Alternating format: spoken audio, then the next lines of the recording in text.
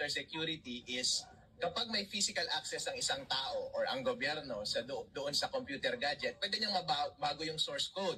Ikaw nga kapag pupunta ka sa Green Hills, dalhin mo yung cellphone mo doon o yung laptop o yung isang nakaw na gadget, kahit may password yun, pwede mong ipabago yung source code. Only because hawak mo yung device na yun, meron kang physical access. In much the same way, kapag yung government ay may access dun sa physical device, kahit sino sa government, pwede siguro, alright? Pwede siguro na mabago yung source code. So ang question lang dyan is, posible ba o hindi? Ang sagot dyan ay posible. Hindi natin sinasabi na gagawin, pero ang sagot dyan ay posibleng mangyari. Kahit sabihin pa natin na nabago na audit na yung source code before that, kasi ang source code isa lang namang script katulad nito. And after ng audit pagkatalikod, pwede mo lang baguhin yung source code dun sa makina. Alright. So ito yung tinutukoy ko na source code. Halimbawa, ito yung source code. Itong papakita ko sa inyo ngayon, hindi ito source code ng Comelec at hindi rin ito makina ng Comelec. At hindi ko tinutukoy yung... Yes, Mac lang ito. Hindi ko sinasabi na ito yung sistema ng Pilipinas o ito yung mga ACM. Baka kasuhan ulit ako ng Comelec. Sabihin na lang natin, hypothetical na bansa. Hypothetical na voting machine, di ba? Generic. At generic na mga code. Alright? Pero ang tanong ng taong bayan, ito ba yung same na pinakita ko dun sa mga video na yon? Secret! Alright. So halimbawa, ito yung wala naman tayong access sa isang voting machine. Ang ginawa ko is itong computer ko, ginawa ko siyang voting machine. So halimbawa, gawin natin na ang interface natin is yung computer ko mismo. Halimbawa, boboto ako kay candidate X, candidate X, dalawa, candidate Y, dalawa, and then magpiprint ako ng votes. Ayun, may daya siya. Anyway, so dito sa source code natin, halimbawa, ang source code ng equipment na to na nakikita nyo ngayon, ito yung equipment, ay itong source code na ito. Ganito lang itsura ng source code. Linya lang siya ng mga computer, ay ng mga script. Yung script na ito, pwedeng JavaScript or kahit na anong script, Python, Node.js. Hindi ko sinasabi na ganito ang ginagamit ng Comelec. Kaso nga lang ang ano yan parang sasakyan yan Kahit tricycle yung gamit ng isa, ako kotse, pero parehon pa rin silang merong pa rin combustion engine at kumakain pa rin ng gasolina o diesel. Kaya kapag tinanggal mo yung diesel, hindi yan aandar. Ganon din yung mga computer. Kahit iba yung language na ginagamit nila or iba yung firmware ng automated counting machine nila, pare-pareho lang yung sistema. Kada equipment, katulad nito, ay meron siyang source code. Yung source code ay isang set of instructions kung paano mag-operate yung makina. So, halimbawa, source code na to, ganito mag-ooperate yung makina. Kung titignan ninyo yung source code na to, punta tayo dun sa banda kung saan ko tinanim yung malicious lines of code. Ito yung malicious lines of code na to. Itong source code na to, kapag tinanggal mo itong malicious lines of code na ito, magiging mag-ooperate siya as normal. Pero dahil itinanim ko itong malicious lines of code na ito, gagawa siya ng kalokohan. Ang malicious lines of code na to is tinatype lang siya.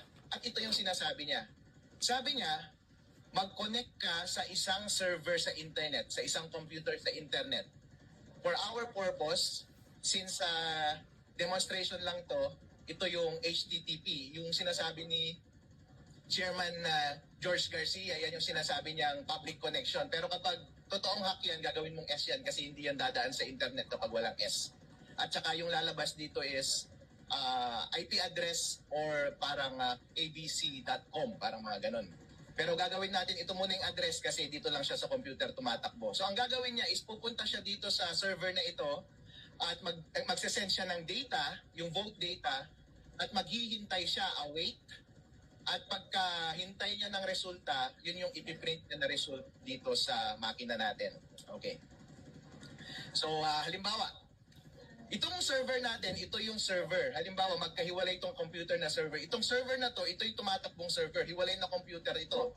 Itong server na ito, nakikita nyo dito sa baba, server is running on HTTP localhost. Ibig sabihin, tumatakbo na yung server. Pero sa totoong buhay, HTTPS something yan kasi sa internet siya dumadaan sa ibang lugar. Pero ito yung code ng server. Ang ginagawa ng server is, kapag yung makina dito, nag-transmit siya nag-connect siya dito sa server address natin sa internet, ang gagawin niya, tatanggapin niya kasi yan yung path. /process, yan yung path. Yan din yung path dito. Pupunta siya kumbaga sa website, yan yung address ng website. Pagkatanggap niya, babasahin niya yung katawan, yung data, yun yung pinadalang data dito sa corrupted code. At ang gagawin niya sa data, babasahin niya lang yung data, ipaprocess niya. At dito, pwede mo siyang dayain o hindi dayain. Pagdating dito sa server, pwede akong maglagay ng logic dito na sasabihin ko lang, okay, kapag yung pinadala sa aking data ay galing sa machine number 1, 2, 3, kunwari yan yung number ng makina na nagpapadala, ito yun. Kasi ipapadala rin niya rin kasi sa vote data, pag binubuo niya yan, lalagyan niya ng machine number. Kapag ayaw kong galawin yung or ayaw kong dayain yung makina, hindi ko siya papakialaman. Papasa lang yung data dito pero ibabalik ko kaagad, hindi ko ipaprocess. Pero kapag gusto kong dayain yung makina at na-identify ko yung makina na yun, halimbawa, ayaw kong dayain yung makina 134 na nasa Maynila, pero gusto kong dayain yung makina 123 na nandito sa bayan namin ng Reyna Mercedes, ilalagay ko lang itong linya na ito. If the machine number is 123, yung candidate X votes na nakuha mo as data, i-manipulate mo siya. Kunin mo yung total votes, pero ang gawin mo is, instead na gayahin mo yung totoong X votes, ang gawin mo times 0.7, pero i-round up mo, math ceiling. Tapos yung natirang total votes, ibigay mo kay candidate Y. So babaguhin niya. And then ibabalik niya yung data dito.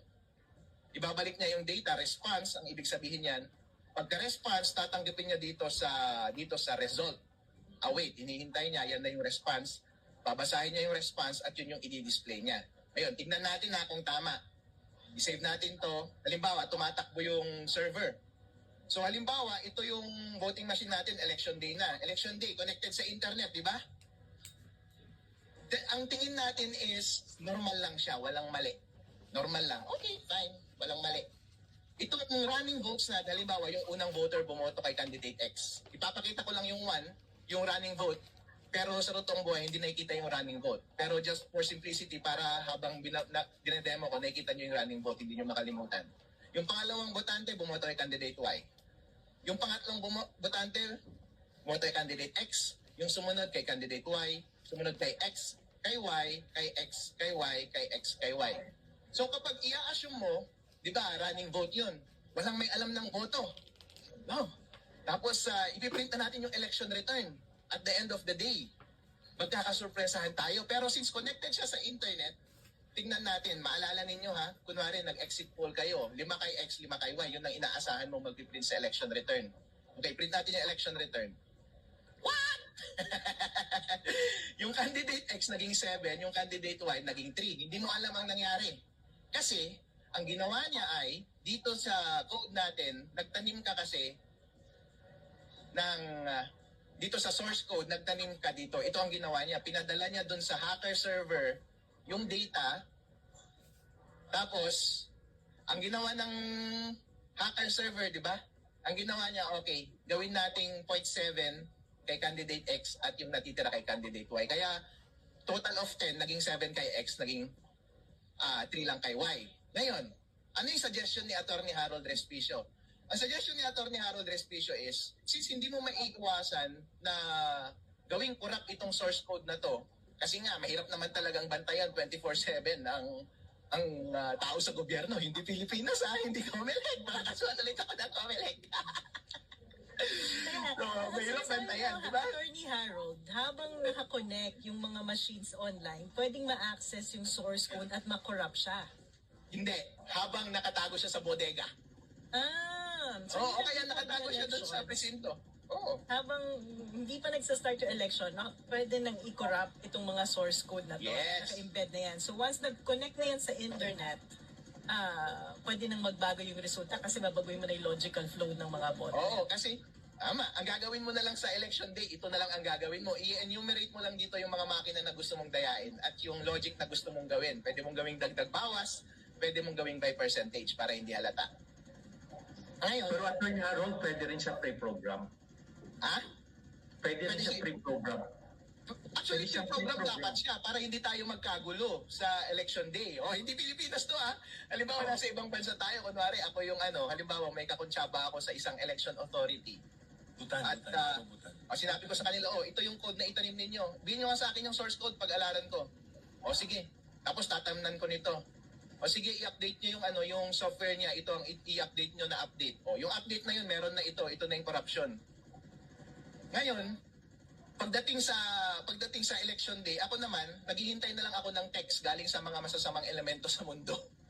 At tatanungin ko sila, o sige, sabihin nyo lang sa akin yung mga voting machine na gusto nyong dayain. Ilalagay ko dito. Kung ayaw nyong dayain, huwag nyong sabihin sa akin kasi normal lang ang mangyayari. I-enumerate nyo lang dito. Tapos, anong gusto nyong daya? Dagdag bawas o gusto nyo sure? By percentage na lang. O, di ba? Yung mga iba, hindi siguro nag-iisip masyado, sinisiro nila yung kalaban. Yan, dali lang naman gumawa ng Statistical, daya. yan, di ba? Statistical improbability. Yeah. Kapag naka-zero yung kalaban. Oo. O, pwede. Halimbawa, pwede kong isiro. Nangyayari yun, di ba? May mga ilang areas na ang resulta ng election, zero talaga yung kalaban. But do you believe that? Hindi nga. Hindi. Pero nangyayari yun. So that adds to the doubt dun sa election. Go ahead, Oo. Harold. O, tama. Gawin nating zero tong kay X. Tsaka gawin lang nating total votes yung kay... Ayan, baguhin natin. Ayun, nag-update na siya. Halimbawa, refresh natin 1, 2, 3, 4, 5. 1, 2, 3, 4, 5 print votes. O, di 10 yung isa, 0 yung isa. Dahi-dahi, di ba?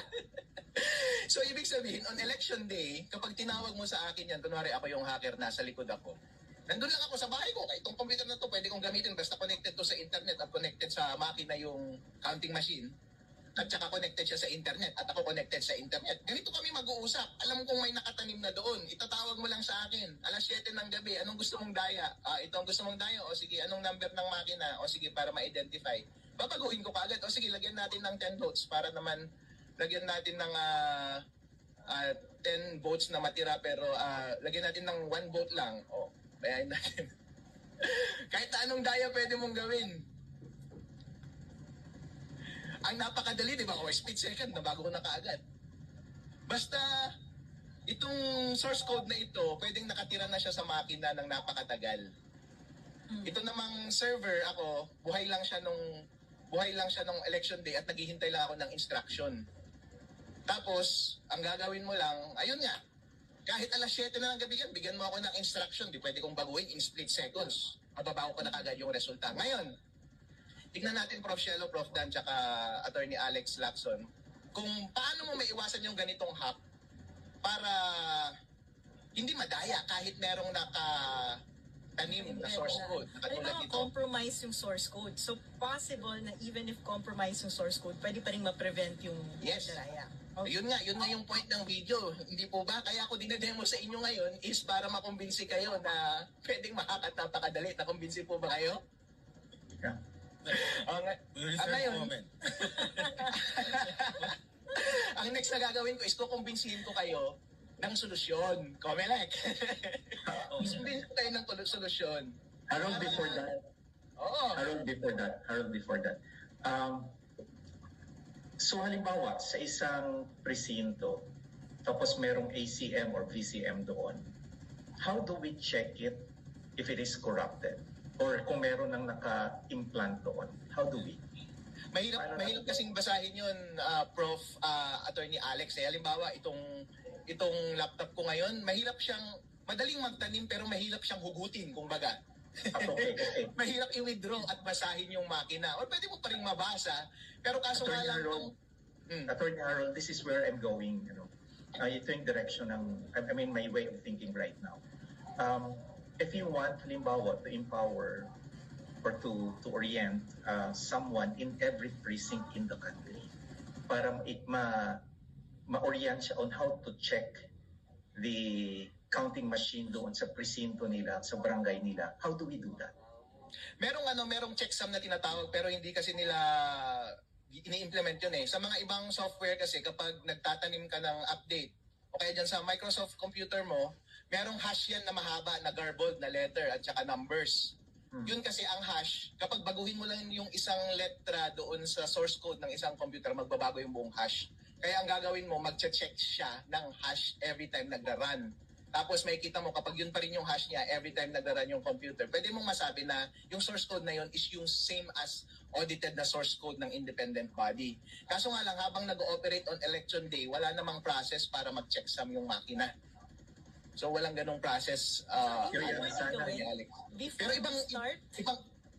before Sorry. mag-start ng voting yung mga tao, can't COMELEC include that step na kasi magkakaroon ng independent audit ng software and hardware, 'di ba? Pati yung source code. Tapos ilalagay yan supposedly sa BSP for security reasons. And then hindi pa pwedeng idagdag yon as a step na before mag-start, they can check so that yung hash ay nagma-match. And Pwede pa rin, kaso nga- masira. Oh, go ahead. Alright, pwede pa rin naman, Prof. Shelo. Kaso nga lang kasi yung magpo-produce din kasi ng hash is yung same computer mismo. E paano yan kung magpapanggap siya, sige, nagpo-produce ako ng hash, pero sa totoo lang, hindi ako nagpo-produce ng totoong hash. Di po ba? Hindi siya total na foolproof. Kaya nga ang ginagawa natin ngayon is yung pinaka-foolproof. Maraming paraan actually na pwede mong gawin. Virtually unlimited ang vulnerability ng kahit na anong computer system. At saka lahat ng solution unlimited din. Pero ang gawin mo lang is lahat ng obvious dapat takpan mo at lahat ng pinakamadaling solusyon at pinaka-obvious na solusyon din, yun din ang gawin mo. Virtually, masesecure mo talaga yung isang makina ng napakataas, 99% kumbaga. Kapag ito yung gagawin mong implementation. Yung mga ibang implementation, pwede yung mga idea na yun, pero hindi yun yung rin-recommend ko birong expert or professional in this instance. So, yes, please discuss your Okay. Alex, you have a question? Go Yeah, ahead. before that, Prof. Sheldon. So what's the one thing at least that yung someone from the precinct can do to check para to really satisfy our na walang naka-embed doon na program? Ang ginagawa kasi nila, Actually gawin. Attorney Alex kasi is siniselyahan nila, di ba? Merong Oh, yeah. merong selyado. Kaso nga lang, nagseselya din yung nagwagwardya at saka yung pwedeng mandaya.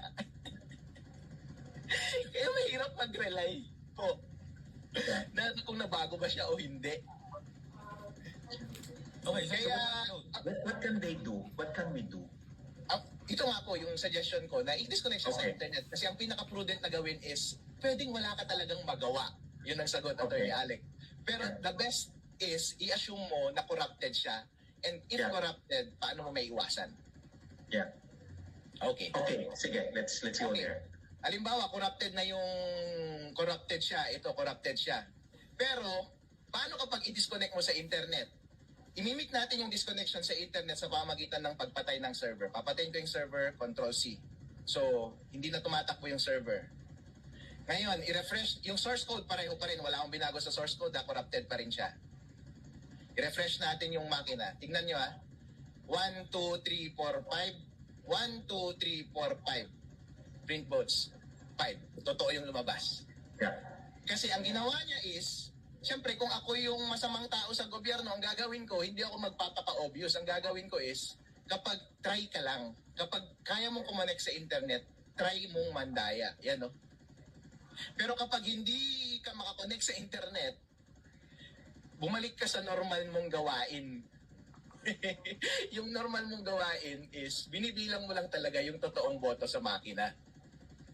Kaya dito, ulitin natin, hindi connected sa internet, lalabas yung totoong boto kasi masyadong obvious, hindi na nga connected sa internet, mandadaya ka pa rin pati doon sa source code. Attorney Harold, Ganun ba yun na yun, actually. Kung gusto Attorney mo, Harold, balikan ko yung question ko kanina. What Oh. if kung pre-programmed na siya na 7:30? Kahit walang Alright. internet. So, Okay, pwedeng pre-program. conditionality hindi dependent Oo. on internet connection. Okay, So sige. pre-programmed na siya. Kahit na walang internet connection, naka-program, pre-programmed na siya na 70-30 70% will go to candidate X and 30% will go to candidate Y. Alright. Oh, no problem. Pwede po yan, pero hindi yan yung vulnerability. Open pa rin yung vulnerability na yan, Attorney Alex. Actually, hindi yan yung dinidiscuss ko, pero actual vulnerability yan. Actually, Yeah. hindi lang kasi yan yung pinakamadaling gawin. Ito kasi yung pinakamadali. Mahirap kasing gawin yan, Attorney Alex, kasi kapag ipi-program mo yan, paano kapag nagdalawang isip ka? Gusto mo magbago ng plano? O kaya merong gusto mong magmandaya on the last minute. Mahirap nang gawin yon kasi nakatanim na siya beforehand. Pero kung sure ka na sa daya na gagawin, itatanim mo na siya beforehand. Itatanim mo siya Okay. beforehand. Yun yung Halimbawa, sinasabi ko. Ngayon, itanim natin beforehand. Gusto natin? Okay, itanim natin beforehand. Ang gagawin ko is, itatanim ko siya beforehand. Ang gagawin ko dito,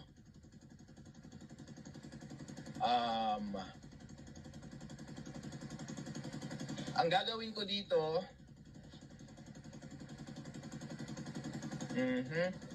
okay, ang gagawin ko dito, ang gagawin na lang natin dito is X count plus 5, halimbawa, para mas madali.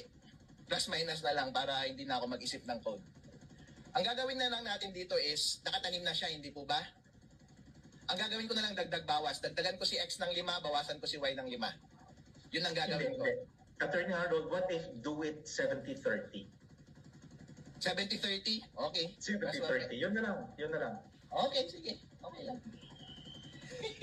Hindi dagdag bawas, but 70-30. Okay, sige. Magkukod na ako ng maraming linya. Yung Okay, let yung total. habang Ganun ba? nagko-code Okay. si Attorney Harold, ang naisip ko tuloy kasi may requirement nga ang COMELEC na independently audit itong mga machines na to, 'di ba? Both the hardware and the software. And then after mo-audit yung source code ma-deposit sa BSP. So kung magkakaroon ng ganung independent audit, isn't that enough to more or less secure yung result ng elections? Para sa akin po ba yung tanong na yun?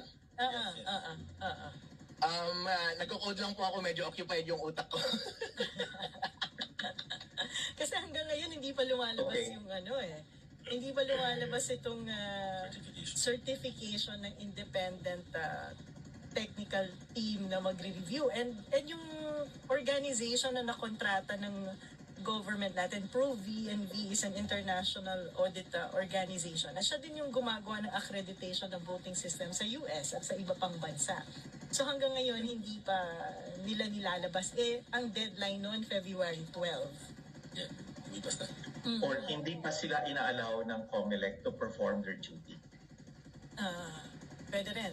Hindi, pero kailangan gawin na nila yun kung ang deadline is Feb 12. Although may balita ako na ang response ng COMELEC ay for previous elections daw, hindi rin naman nami-meet yung deadline na 90 days Okay. before election. Okay. Okay. Ready na po yung code. Sige. Okay. Okay. Ang ginawa ko lang po dito is hindi pa rin siya connected sa internet, pero ang ginawa ko is tinanim ko na naka-hard code na siya sa makina kung yung daya. Ang ginawa ko is kinuha ko muna yung total votes, pinag-add ko yung X tsaka Y. Ang ginawa ko, pero baguhin mo yung X, gawin mo siyang total votes times 70%, round up mo, tapos yung natirang vote, ibigay mo kay Y. Nakatanim na siya. So, disconnected pa rin po siya sa internet kasi yung server hindi na tumatakbo. So, ang gagawin natin, corrupted na yung source code, meron ng automatic na daya. 1, 2, 3, 4, 5. 1, 2, 3, 4, 5. Print vote, ayun, 7-3. Wow.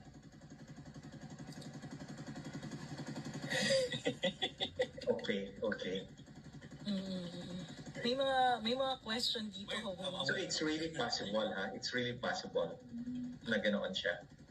Na naka-embed na siya and pre-programmed na. Yeah.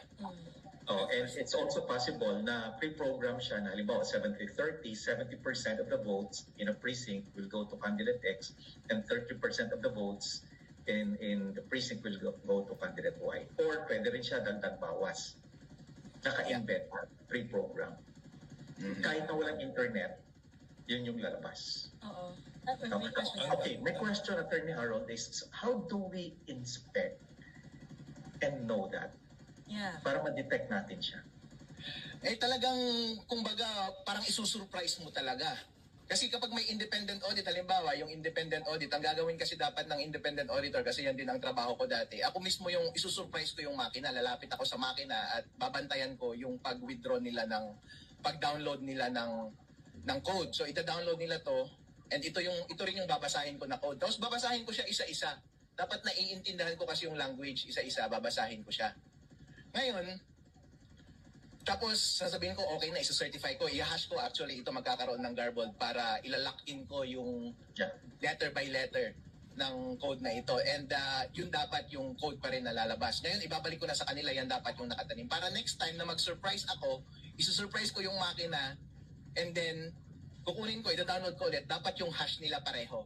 Kasi kapag pareho yung hash nila, ibig sabihin walang nangbago sa code. Hindi na-update yung code. So okay sa akin pa rin. Kaso nga lang pagkatalikod ko, o yung kahit na sinong may access sa makina, in-update yung makina, o meron pa bang makaka-check nun later on? Unless meron ulit magsusurprise on election day. I-surprise mo, bantayan mo talaga yung makina and basahin mo ulit yung code na nasa makina and tignan mo kung match pa rin sa hash. Yan ba? Matagal ba yung gawin?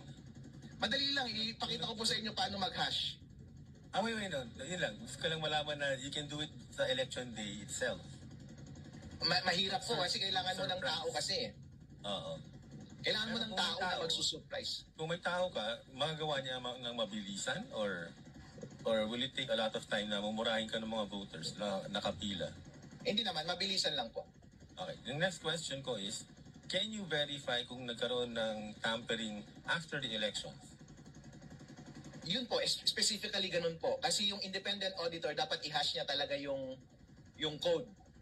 Tapos, yun, naka-record lang, naka-public yung hash na yun. Okay, na-audit na yung code natin, ito yung hash niya, garbled. Kasi kapag ganito pa rin yung hash niya every time, hindi siya nabago. Ngayon, random on election day, try mo kunin yung code dun sa makina, tapos i-run mo yung hash niya. Kung pareho yung hash, hindi nabago yung code. Mm. Hanggang after the elections yan, di ba? In other words, you can check yung hash after and that means na nagkaroon na yan. Pwede mo pa rin i-check after hash, kaso nga lang in between, paano kung in-update back nila? Yun ang nga tinatanong, magagawa nila yan, di ba?